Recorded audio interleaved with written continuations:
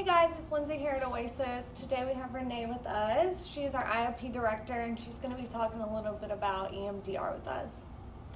So hello everyone, it's nice to be joining you today with virtual reality. I'm going to be telling you about EMDR, which is eye movement desensitization reprocessing.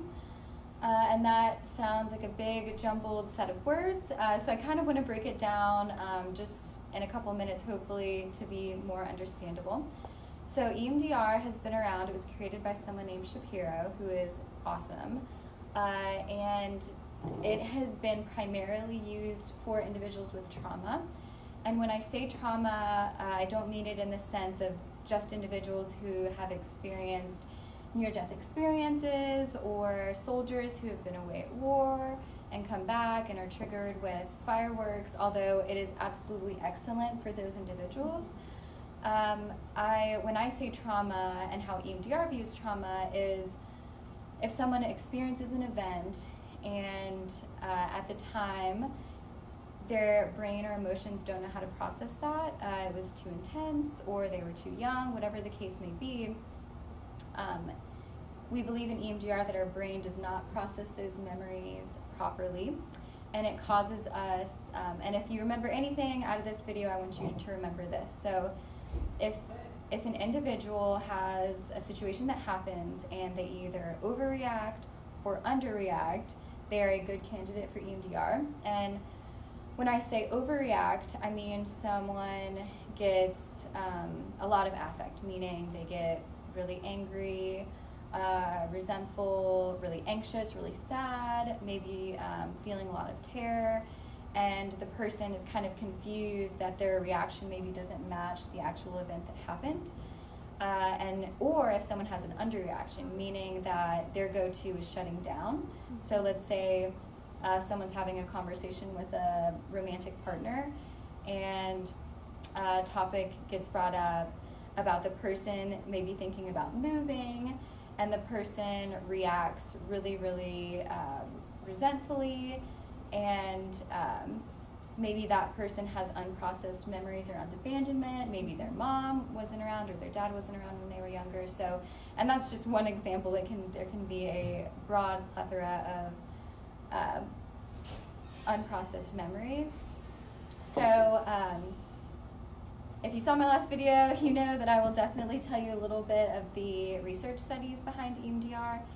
The first published research article backing that EMDR was good to treat PTSD was published in 1989. So it's been around for a really long time. And ever since then, there's been a lot of research studies that have been done.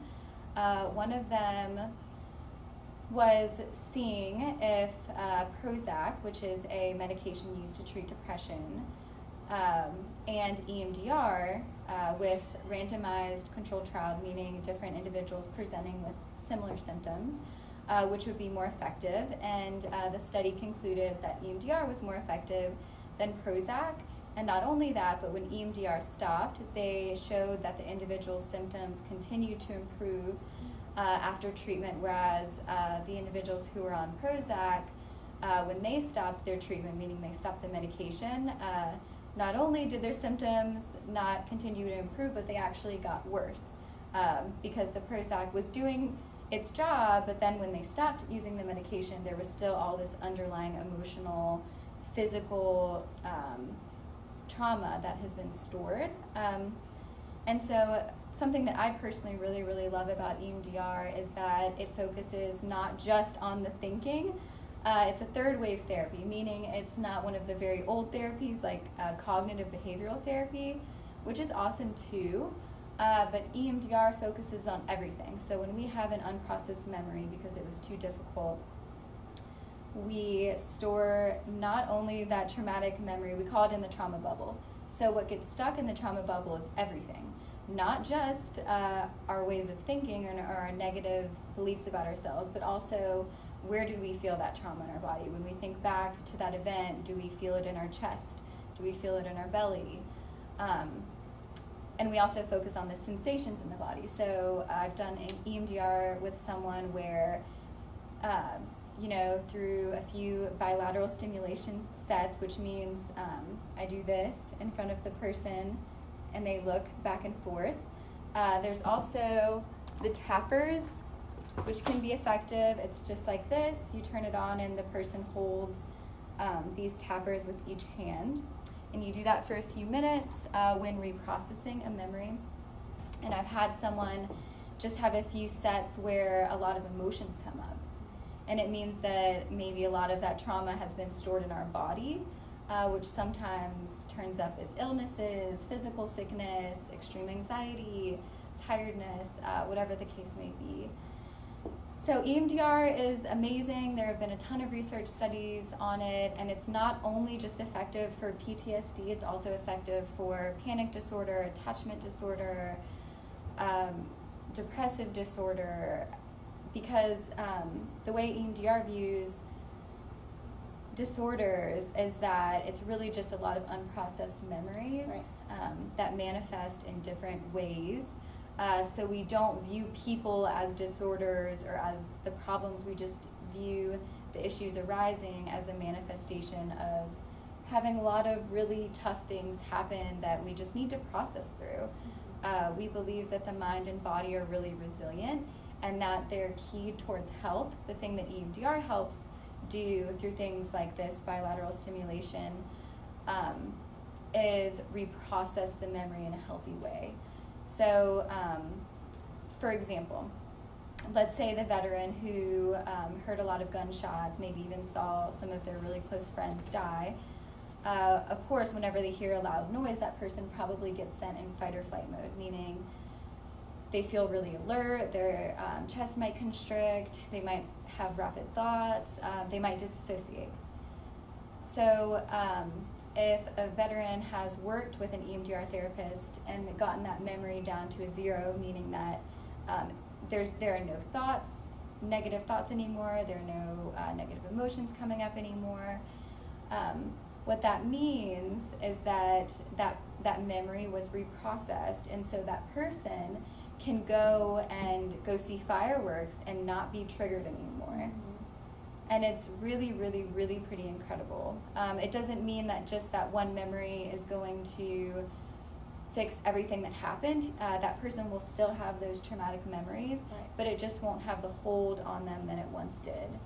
And it's a lot of the work that I do is with sexual abuse and sexual assault survivors, and it's really, really effective for that too. Unfortunately, many women in recovery have experienced some form of sexual abuse and sexual assault. I think it's an issue that we skirt as a country, and we definitely shouldn't, because it leads to a whole lot of other issues, and a lot of what we're manifesting with mental illness and addiction is some of those underlying traumas.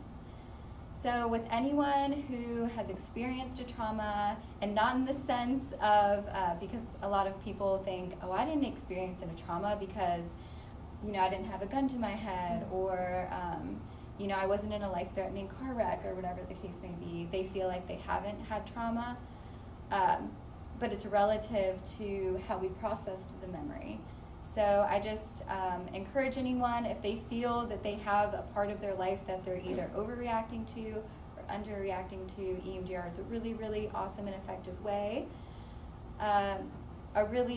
Something that I really like about EMDR is that the person doesn't have to get into strict detail of every part of what happened in their trauma and talk about that for session after session. A lot of it is just reprocessing and allowing your body and your mind to gear towards what it already is geared towards, which is health. Yeah. EMDR just kind of helps go that way.